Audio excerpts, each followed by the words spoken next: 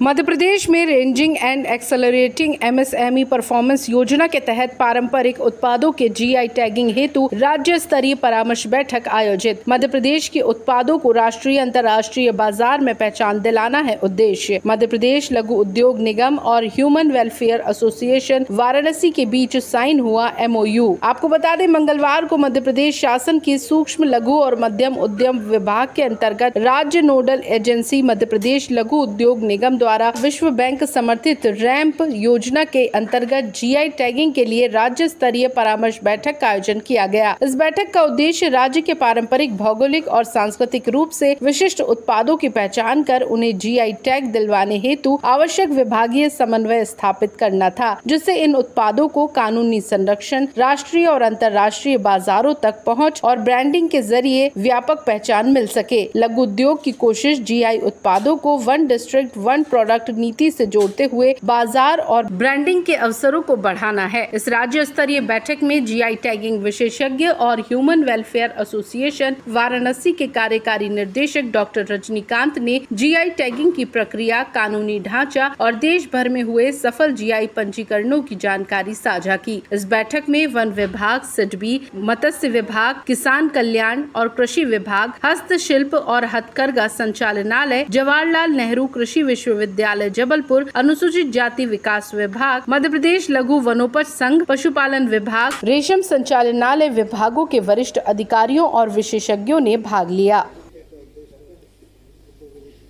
मध्य प्रदेश सरकार में department of MSME के प्रयास से और लघु उद्योग निगम, इसकी एक पहल है। भारत सरकार की तरफ से रैंप की परियोजना यहाँ पे चल रही है और मध्य प्रदेश, जो कि भारत का दिल है, भारत का हृदय है, जो विविधताओं वाला ये प्रदेश है, यहाँ पे 11 एग्रो क्लाइमेटिक जोन है। यहाँ पे माननीय प्रधानमंत्री जी की मंशा है कि आने वाले समय में मध्य प्रदेश जीआई टैग को लेकर के एक नई ऊंचाई पर पहुँचे। यहाँ पे कृषि, फल, फूल, सब्जी, हैंडलूम, हैंडीक्राफ्ट से भरपूर है। यहाँ वन के बहुत ढेर सारे उपज हैं, जो फॉरेस्ट के प्रोड्यूस है, हनी है।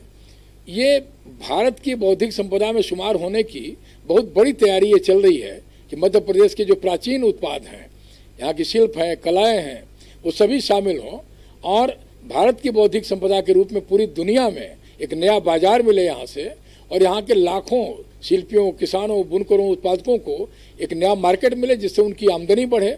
सरकार की जो ये मंशा है कि 11 वर्ष का जो कार्यकाल माननीय प्रधानमंत्री श्री नरेंद्र मोदी जी के नेतृत्व में पूरा हुआ, उसमें मध्य प्रदेश की बहुत बड़ी भूमिका रही है।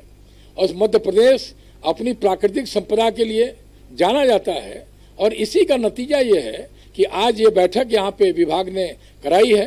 रैंप परियोजना के अंतर्गत ये हो रहा है और अच्छी बात यह है कि विभाग पूरी जिम्मेदारी खुद ले रहा है कि कोई भी विभाग अपने उत्पादों को यहाँ पे नाम बताएगा, चिन्हित करेगा, जानकारी देगा और आने वाले समय में 2 वर्ष के अंदर जीआई फाइल करके उसको ग्रांट कराने तक की जिम्मेदारी संस्था ह्यूमन वेलफेयर एसोसिएशन को जो कानूनी रूप से, तकनीकी रूप से दी गई है, उसे पूरा करने के लिए हम वाराणसी से यहाँ पे आए हैं।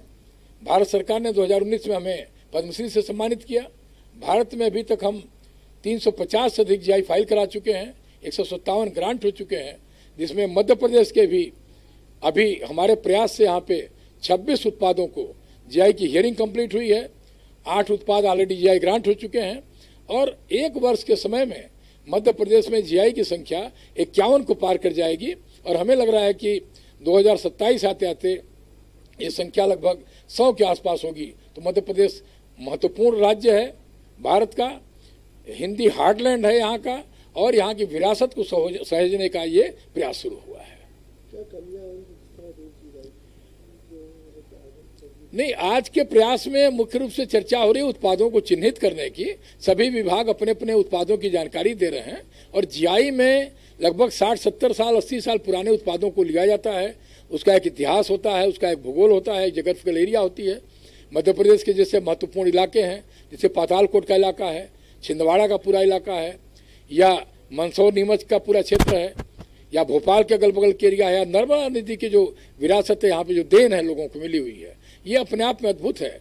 तो यहाँ पे जंगल भी है, पहाड़ भी हैं, नदियाँ हैं और उसके साथ साथ में शिल्प कला का कौशल भी यहाँ पे है। तो हमें लग रहा है कि जितनी चीज़ें आज यहाँ पे चर्चा हो रही है वह शीघ्र उन सारी चीज़ों को सम्मिलित करके और 3-4 महीने के अंदर में लगभग 20 जीआई उत्पाद यहाँ से मध्य प्रदेश से शामिल किए जाएंगे।